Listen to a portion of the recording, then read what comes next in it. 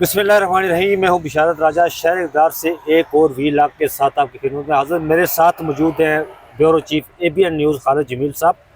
हम इनसे कुछ जानने की कोशिश करेंगे, इनके सामने कुछ सवालात रखेंगे। एक तो जो इस्लामाबाद की फ़ज़ा है, इसको स्मोग ने अपने लपेट में रखा है। अदालती मार्ज पर भी कोई स्मोग की कैफियत तारी है, सियासी मार्ज पर भी कोई स्मोग की कैफियत तारी है। अदालती मार्ज से शुरू करते हैं, फिर सियासी मार्ज पर इनसे पूछेंगे कि डोनाल्ड ट्रंप ने कुछ तकरियाँ की हैं, अभी बाज़ गश्त है, उस हवाले से भी कुछ बड़ा ही जो इस्लामाबाद के हल्के सियासी हल्के उनमें इस्तराब की कैफियत पाई जाती है, वो बात करेंगे सबसे आखिर पर। और सर, ये जो आइनी बेंच की तश्कील की गई थी, जस्टिस अमीनुद्दीन खान उसके सरबराह बनाए गए थे। जस्टिस मंसूर शाह का कल एक केस की समाअत कर रहे थे, उसमें उन्होंने कुछ रिबास दिए। आर्टिकल 2A का भी जिक्र हुआ, जस्टिस आशिया मलिक ने उसमें जिक्र किया। फिर कल जस्टिस अमीनुद्दीन खान ने तो कोई थोड़ी सी तैयारी पकड़ी। उन्होंने तमाम जो रजिस्ट्रार थे और रिसर्चर थे उन्हें बुलाया, भाई दसो मैं तो क्या कर रहा हूँ जनाब। और आज जजेस की कमेटी, जो आइनी बेंच की जजेस की कमेटी थी, जिसमें जस्टिस अमीनुद्दीन सरबराह है, जस्टिस जमाल मंदोखेल और जस्टिस मोहम्मद अली मजहर, उन्होंने मौसलाती सियारे के जरिए उसमें शिरकत की। और फिर ये फैसला हुआ कि 14 और 15 नवंबर को रजिस्ट्रार को कहा गया, रजिस्ट्रार को बुलाया गया कि 14 और 15 नवंबर को कोई केसेस लगाए जाए जो आइनी केसेस है। और फिर जो कहा गया कि वो कल जो एक कलर कोडिंग का लफ्ज़ इस्तेमाल किया था उन्होंने, कि दर्जा बंदी करे। और आज एक बिल्कुल एक नई डेवलपमेंट सामने आई कि जो बेंच रोस्टर जारी हुआ जजेस का, आइनी बेंच का, उसमें जस्टिस आशिया मलिक शामिल नहीं है 14 और 15 नवंबर को। एक और कल आज जो होगी इनकी कमेटी, जजेस कमेटी, ये जस्टिस आशिया मलिक शामिल नहीं है, उसने इत्तेफाक है। जस्टिस अमीनुद्दीन खान क्या ये करेंगे, इसमें कौन से केसेस लगेंगे? वो जो धांधली वाला कमीशन का 8 फरवरी का, फिर और बहुत सारे मामलात, आईनी ये 26वीं आईनी तरमीम, ये पसे पूछती है क्या होगा सारा। देखें, एक तो बुनियादी तौर के ऊपर जो इसमें अचानक जो है कि आपको हलचल नजर आई सुप्रीम कोर्ट में, इसकी वजह जो है कि वो जस्टिस मंसूर, जस्टिस आयशा और जस्टिस अकील के जो कल के रिमार्क्स थे, वो बुनियादी वजह थे। जो उससे एहसास ही हुआ कि अच्छा ये एक तासुर बन रहा है कि बहुत सारी कन्फ्यूजन है या मसाइल बहुत हैं, तो अच्छा फटाफट काम शुरू कर दें। लेकिन अभी भी मेरा ख्याल है जो लीगल सबसे बड़ा अहम सवाल ये है कि देखो कि प्रैक्टिस एंड प्रोसीजर एक्ट के तहत भी और वैसे भी सुप्रीम कोर्ट के अपने भी रूल एंड प्रोसीजर्स हैं, जी जी, बेंचेस की तश्कील, ये सारा मामला अब ये एक नया बेंच बन गया है। अब क्या इसमें यह देखना होगा कि क्या इस बेंच ने, इसकी कमेटी की मीटिंग अगर हुई है तो क्या एज इट इज़ जो सुप्रीम कोर्ट के रूल्स हैं या प्रैक्टिस एंड प्रोसीजर एक्ट के बाकी जो रूल्स हैं, जो मेन एक 3 रुकनी कमेटी है, वो सारे के सारे अडॉप्ट कर लिए हैं या इनको अपने कुछ बनाने थे, नहीं बनाने थे, इसका भी ये भी सवाल मौजूद है इसके ऊपर। लेकिन उसके कोई जवाब इसका नहीं है कि अगर तो मिनट सामने आते हैं ना कि अच्छा मीटिंग्स हुई है, इसमें ये फैसला किया कसरत राय से या मुतफिका तौर के ऊपर कि हम जो पहले ही रूल्स मौजूद हैं उनको अडॉप्ट कर रहे हैं, या पहले ही जो प्रैक्टिस एंड प्रोसीजर एक्ट के तहत जो कमेटी है उसके रूल्स तमाम के तमाम अडॉप्ट कर लिए हमने, या हमने वो अडॉप्ट कर ली और एडिशन ये किया क्योंकि अब इसके अंदर ना चीजें नहीं आ रही है ना आपके पास कि क्या करना है, वो इस पर खामोशी है बिल्कुल। एक तो ये बड़ा अहम मामला। दूसरा ये मामला कि अभी इसमें केसेस के हवाले से मुझे ये दिखाई देता है कि क्योंकि एक्ट के अंदर ये कर दिया गया कि जी पहले आए पहले पाएं, जो पहले पुराने हैं वो आएंगे। अभी ये भी कह रहे हैं कि अच्छा आप इसमें जो ज्यादा पुराने हैं वो पहले हम सुनेंगे, उसके बाद नए तो सबसे नए तो खुद ये 26वीं तरमीम चैलेंज हुई है, तो इसकी बारी सबसे आखिर में आएगी। मतलब टाइम क्या पता गुजर जाएगा, 2 माह के 3 माह, वैसे भी तो ये नहीं भाई 2 माह के लिए बना हुआ है। हाँ, ये 2 माह के लिए हो सकता है सर के 2 माह के बाद जब नया कमीशन बैठेगा, इजलास होगा, फिर वो कहीं कोई नया आईनी बेंच बनाएगा, किसी और को बनाएगा, तो उसके सामने ये लगेगा केस। वो मेरा ख्याल है कि नहीं, वो नया बेंच की तवक्को ना करें आप। इसके अलावा हुकूमत के पास है ही कुछ नहीं है ना। अच्छा। इसके अलावा अगर बाकी जज, हाँ, नए जजेस की तकर्री करते हैं, नए जजेस लेकर आते हैं और फिर उनको शामिल करने की कोशिश करते हैं, तो वो तो फिर ठीक है, उनके पास अगर नंबर पूरा है तो फेयर इनफ कि अच्छा वो कामयाब हो जाएंगे। अगर नए जजेस की उस वक्त तक तकर्री नहीं होती, और अभी दिसंबर के फर्स्ट वीक में, सेकंड वीक में होना है अगर जुडिशल कमीशन का इजलास, तो फिर तो आपको जो है कि इन्हीं 16 जजेस में से करना होगा। तो इन 16 जजेस में से तो इनके अलावा कोई जज इनके पास नहीं है ना अपनी मर्जी का कि जिसको नया बेंच बना सके। बेंच ऑलमोस्ट यही किस्म का होगा। एक और इशू जो तीसरा आपने बात किया कि जस्टिस आयशा का, जो अपेरेंटली बज़ाहिर जो चीज़ें हैं, देखो दो मामले हैं इसके अंदर। एक तो ये है कि इसके अंदर 3 जजेस ऐसे हैं 7 रुकनी बेंच के अंदर जस्टिस मोहम्मद अली मदर साहब हैं, जस्टिस हसन रिजवी हैं, जस्टिस आयशा मलिक है। अच्छा। ये वो हैं जिन्होंने मखसूस नशिस्तों के केस के अंदर जो फैसला दिया था, उसमें जस्टिस अमीन, जस्टिस नईम के जो फैसले को इन्होंने ऑलमोस्ट कह रहे हैं ना मिसकंडक्ट करार दे दिया था। ठीक है कि ये ऐसा नहीं हो सकता। तो ये वो जजेस हैं कि इसके अंदर बैठेंगे नहीं बैठेंगे। बहुत से लोगों का ख्याल था कि शायद ये उठ जाएंगे, बेंच टूट जाएगा। ये जब अब पहला 14 को बैठेंगे तो फिर अंदाज़ा होगा। फिर उसी तनाजुर में आज ये सवाल उठाया गया, जस्टिस आयशा नहीं थी इस बेंच में नहीं है।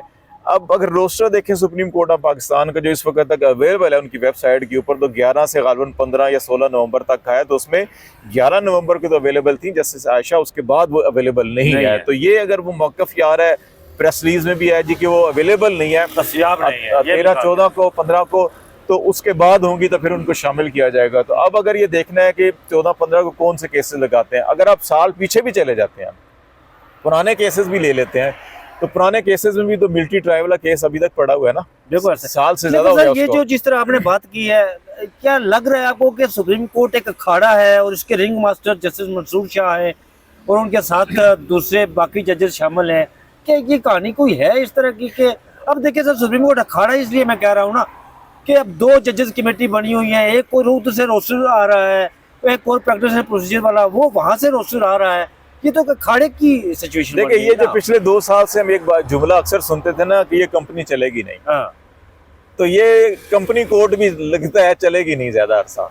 ये जैसे कंपनी बाग था ना हमारा, लियाकत बाग, जो बाद में लियाकत बाग हो गया, कंपनी बाग था ना। ये हर कैंट में एक कंपनी बाग होता है, आपको पता है जी? जैसे हर कैंट में जैसे लाल कुर्ती होती है ना, कंपनी बाग भी होता है। ये गोरों के जमाने से चला है। अच्छा, गोरे लाल कुर्ती रखते थे वहां पे। बेसिकली जितने भी होते थे ना जो दर्जा चहारों के लोग सफाई सुथराई के लिए, उनके लिए क्वार्टर्स बनाते थे वो। अच्छा, कैंट में थोड़ा सा फासले के ऊपर। ठीक। और उनकी यूनिफॉर्म के अंदर लाल कुर्ती होती थी। अच्छा, जैसे कुलियों की होती है, उसके नाम से लाल कुर्ती, वो लाल कुर्ती कॉलोनिया के नाम पड़ गए। ठीक है।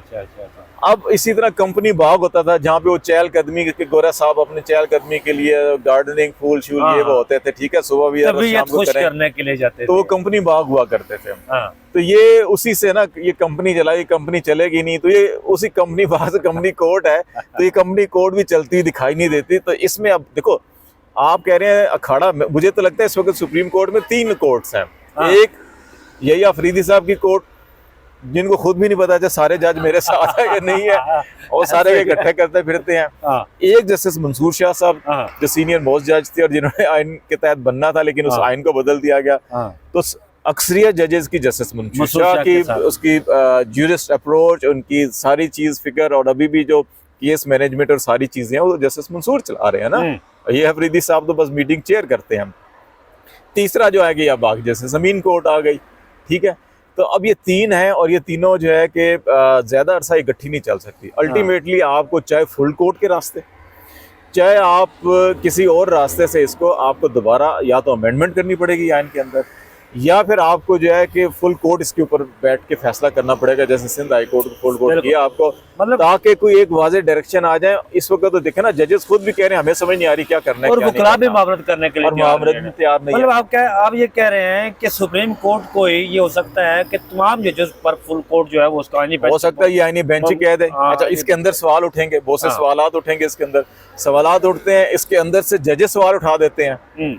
वही जजेस होंगे ना जो दूसरे बेंचों में बैठे सवाल उठा रहे हैं, जब वहाँ भी अगर सवाल, बात आपकी दुरुस्त है। देखिए जो जज आता है ना वो आइन का हल्फ लेकर आता है ना, उसने आइन का हल्फ जो उठाया होता है ना कि मैंने आइन और कानून के मुताबिक फैसला करना, तो वो पहले से आईनी बेंच होते हैं। लेकिन ये बीच में एक जो नई चीज लाई गई है ना, इसलिए बहुत ज्यादा कंफ्यूजन है जजेस के बीच में, वकला के बीच में, सोसाइटी के अंदर ये सारा कुछ।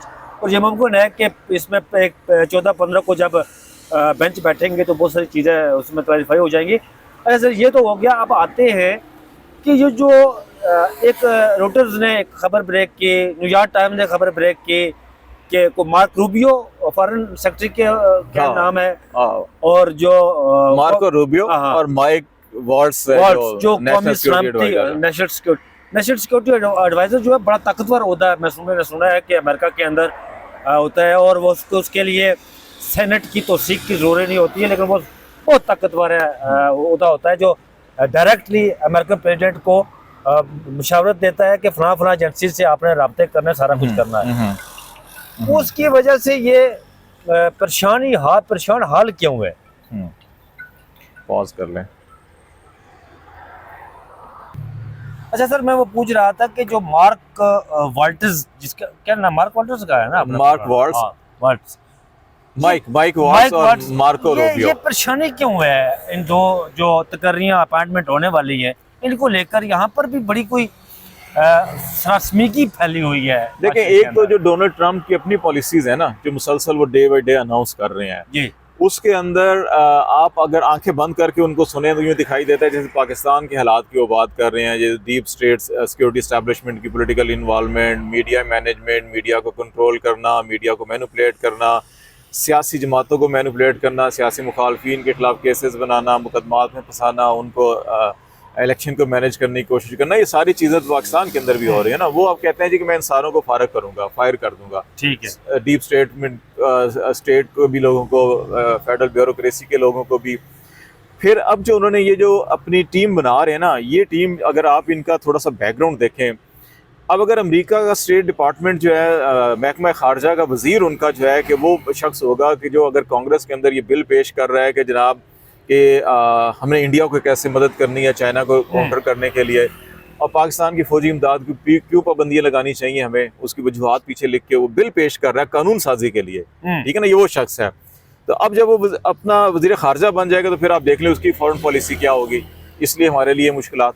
दूसरा, जो नेशनल सिक्योरिटी एडवाइज़र है उनके, वो साहब जो हैं कि उनकी जो पब्लिक ओपिनियन है, जो पॉलिसी स्टेटमेंट देते रहे हैं, वो ये कहते थे कि पाकिस्तान के अंदर जो कलदम तंजीमें हैं या दहशतगर्द तंजीमें हैं, उनको हमारी सिक्योरिटी इस्टेब्लिशमेंट तहफ़्फ़ुज़ भी देती है, प्रमोट भी करती है, और उनको मैंने चाइना के भी बड़े खिलाफ है वो, ठीक है ना, क्योंकि वो ये दो तनाज़ुर हैं जिसकी वजह से वो कहते हैं चाइना को काउंटर करना चाहते हैं और इंडिया को चाइना के सामने, जैसे हमें अफगानिस्तान के सामने खड़ा किया था, अब रशिया के सामने खड़ा किया था उन्होंने अफगानिस्तान के हवाले से, तो अभी वो चाइना के सामने जो है कि इनको करना चाह रहे हैं, इंडिया को करना चाह रहे हैं, तो इसलिए उनको इंडियन को सपोर्ट कर रहे हैं, और हमें वो कह रहे हैं कि फौजी इमदाद बंद करें और इनके ऊपर पाबंदियाँ लगाएं, कतगने लगाएं, और जो सिक्योरिटी इस्टेब्लिशमेंट जो है पॉलिटिक्स के अंदर होती है और इंसानी हकूक़ की वायलेशन के अंदर जो ये मुलव्वस होते हैं, इनके खिलाफ कार्रवाई होनी चाहिए, ये उनका पॉलिसी स्टेटमेंट। अच्छा, अब वो अगर national security adviser state department होते हैं तो जो उनकी ओपिनियन थी ट्रंप की अपने मुल्क के अंदर, जो ओपिनियन है अगर वही रिफ्लेक्ट करती है उनकी खारजा पॉलिसी में भी, तो फिर हमारे लिए जो यहाँ पे सिक्योरिटी इस्टेब्लिशमेंट है जिसने अपने जो है कि हाथ पाँव जड़ें हर जगह फैलाई हुई हैं और जकड़ा हुआ है पूरे के पूरे निज़ाम को या मुल्क को, तो फिर उनके लिए ये सबसे बड़ी खतरे की बात है कि अच्छा जी कि फिर तो हमारे ऊपर भी दबाव आएगा कि आप ये ना करें, ये ना करें, वो ना करें, वो ना करें। तो इसलिए दूसरा मामला जो है कि क्योंकि पॉलिटिकली इस वक्त हमारे प्राइम मिनिस्टर साहब भी अपनी कोशिश कर रहे हैं कि अच्छा जी फॉरेन ऑफिस भी के किसी तरह से, ये खबर आपने दी थी कि बताया था मुझे कि वो कोई मुबारकबाद का जी कि हम फोन ही अटेंड कर लें, हमारा अभी तक वो राब्ता नहीं हो पाया और कोई सफारती रवाबित नहीं हो सके, तो इसलिए जो है कि यहाँ पे थोड़ी परेशानी ये है कि अगर उनकी ये पॉलिसीज होती हैं, जिस तरह से लेजिस्लेशन, अब तो देखें ना, रिपब्लिकन्स को सिर्फ उनके गवर्नर्स या सदर नहीं है, उनको सेनेट और कांग्रेस में मेजॉरिटी है, जो कानून बना सकते हैं वो कर सकते हैं, उनको ये नहीं है कि अच्छा जी कि एक ऐवान में है दूसरे में नहीं है तो बड़ा मुश्किल होगा, अब तो उनके पास मेजॉरिटी है वो। तो अगर ये सारे के सारे जो बिल उन्होंने माजी में पेश किए थे और अब उसको कानून बनाते हैं, लेकिन हम सर खुद मुख्तार मुल्क है, जिस तरह हम कहते हैं कि यहाँ पर इस खिते पर असर नहीं होगा, लेकिन एक तरफ तो ये कहा जा रहा है, दूसरी तरफ ख्वाजा आसिफ कहते हैं जी कि वेंटिलेटर अमेरिका को हम ना नहीं कर सकते। ये क्या है सारा? एक होता है कि आप डिमांड करते हैं जी आप ये करें, ये करें, ये करें, ओके, हम खुद मुख्तार हैं, हम उनकी डिमांड पूरी नहीं करते, ठीक है, पॉलिटिकली कुछ भी है। एक ये है कि वहाँ पे एक बिल पेश हो जाता है और वो कानून बन जाता है और वो कहता है जी कि आज से, जैसे ट्रंप ये कह रहा है कि हम उन यूनिवर्सिटीज़ को सपोर्ट नहीं करेंगे, स्कॉलरशिप या उनके फंड बंद कर देंगे जो फेक न्यूज़ को प्रमोट करते हैं, ठीक है। अब वो कहते हैं जी कि हम ऐसे ममालिक को या ऐसे ममालिक की अफवाज को मिलिट्री असिस्टेंस और जो मिलिट्री सपोर्ट है वो बंद कर देते हैं, जहाँ की अफवाज या इस्टेब्लिशमेंट जो है कि वो पॉलिटिकल मैनिपुलेशंस के अंदर, इंसानी हकूक़ की वायलेशन में या मीडिया के ऊपर पाबंदियों पे या जो है कि वो सियासत के अंदर मुदाखलत कर रही है, तो उनको हम फंड सपोर्ट नहीं करेंगे। ये कानून बनता है तो फिर तो सपोर्ट प्रैक्टिकली बंद कर देंगे ना फिर आप। तो आपको जो उम्मीद होती है, जैसे हमें वहाँ से हमारे देखे ना, हमने अमदाद के वाले से जो आपके बोस हमारे कितनी मिलिट्री इक्विपमेंट्स हैं, हमारी फ़ज़ाइया के जहाज़ F-16 की सारी जो टेक्नोलॉजी हमने वहाँ से ली हुई है, सॉफ्टवेयर सारे वहाँ से लेते हैं। अब वो अगर सारी वो भी, और फिर आपकी मज़ीद नई जो आपके एक्सचेंज होते हैं, बहुत से ट्रेनिंग प्रोग्राम्स हैं, बहुत सी आप फ्यूचर के अंदर आपकी स्ट्रेटजिक चीज़ें होती हैं जो आप कह रहे हैं हमें अमेरिका से ये मिल सकती हैं, सपोर्ट हो सकती है, ये फाइनेंशियल एड मिल सकती है, वो अगर बंद हो जाती है आपकी, सिर्फ अमेरिका से फिर बंद नहीं होगी ना, उसके असरात फिर अमेरिका के जहाँ जहाँ तक असरात होंगे वहाँ तक जाएंगे, जहाँ जहाँ तक उसके रूट नंबर 1। नंबर 2, वो इंसानी हकूक और ये सारी मामलात को लेकर अगर वो पाबंदियाँ आपके ऊपर लगाना शुरू कर देते हैं तो फिर आपका GSP प्लस यूरोपीय यूनियन जो है वहाँ पर भी मसला पैदा हो जाएगा। आपकी सारी एक्सपोर्ट, आपकी ट्रेड, आपकी टेक्सटाइल इंडस्ट्री जो है मुतासर होगी।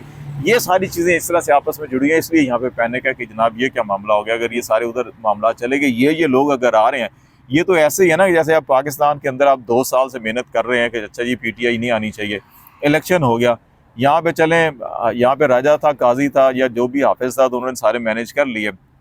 अगर यहाँ पर इलेक्शन जिस तरह से हुआ था, पूरे मुल्क के अंदर 2/3 हुकूमत PTI की होती थी, इस वक्त क्या हो रहा था? ठीक है ना। आप जो अभी जो रात को 3 बजे गए हैं या 25 अक्टूबर को सुबह सवेरे गए हैं, तो ये तो 8 फरवरी को ही भाग चुके होते हैं ना, या ये सारे के सारे अंदर होते। ये वो सिचुएशन है जो इस वक्त पैनिक क्रिएट किया हुआ है इस वक्त पाकिस्तान की इक़्तिदार की राहदारियों के अंदर। लेकिन हमारे सफीर भी सर वहाँ पर जो लगे हुए हैं, जो हमारे एम्बेसडर हैं वहाँ पर, वो भी खामोश है इस हवाले से, वो कोई इतना लायक एम्बेसडर नहीं है या क्या? देखें, वो अपनी कोशिशें पूरी कर रहे होंगे, लेकिन इस वक्त क्योंकि वहाँ पे बाइडन एडमिनिस्ट्रेशन है, ज़्यादातर ओहदेदार उनके हैं। अब वहाँ पे अब ऐसा ही है ना, फ़र्ज़ किया कि हमारा यहाँ पे अपना ब्यूरो का सिस्टम है, मैं ब्यूरो चीफ हूँ, ठीक है। अब अनाउंस हो जाता है जी 2 महीने बाद राज साहब ब्यूरो चीफ होंगे, और आज से जो है कि मामलात एक बंदा आप अपना जी ये चीफ रिपोर्टर ये होगा, ये होगा, ये होगा, आप चीज़ें तय कर रहे हैं। अब उसके बाद जो है कि लोग अप्रोच करना शुरू कर दें मुझे कि अच्छा जी राज साहब आ रहे थे, साढ़े तरफ फोन से गल करा दो, मुबारकबाद देनी। मैं कहूँ भाई जी मैं अपनी नौकरी बचाने फिरदा है, ਤੁਹਾਡਾ मैं की गल करावां। तो मां इस वक्त ये हाल हुआ पड़ा है, ये फोन करते हो कहते भाई जी सानू कहंदा कि इस्तीफे दे दो, नहीं तो मैं जिस दिन पहले दिन आवांगा फर्क कर दांगा, उससे पहले इस्तीफे होने चाहिए। लेकिन हमें तरजीहात अपनी दुरुस्त करनी पड़ेगी, कहीं ना कहीं किबला भी ठीक करना पड़ेगा। बहुत शुक्रिया खालिद जमील साहब। नाज़रीन आपने सुना कि खालिद जमील साहब ने बताया कि सुप्रीम कोर्ट के अंदर ये कह रहे हैं कि एक नहीं बल्कि 3 सुप्रीम कोर्ट है। एक तो चीफ जस्टिस यही अफरीदी को ये पता नहीं है कि मेरे साथ कौन से जजेस है, और दूसरे हैं जस्टिस मंसूर शाह जो खड़ा लगा उसके रिंग मास्टर वही है, क्योंकि बाकी सारे जजेस उनके साथ है। और जस्टिस अमीनुद्दीन खान जो आईनी बेंच के सरबराह है, वो भी अभी तक वो उनका क्लियर नहीं है कि मैंने क्या करना है क्या नहीं करना है। और फिर बिलखुसूस अमेरिका के हवाले से खालिद जमील साहब ने बताया कि हमें अपनी तरजीहात और बहुत सारी चीज़ों को दुरुस्त करना होगा ताकि हम तरक्की के रास्ते पर चल सके। मुझे और खालिद जमील साहब को इजाज़त दीजिए, अपना बहुत सारा ख्याल रखिएगा। अल्लाह हाफिज़।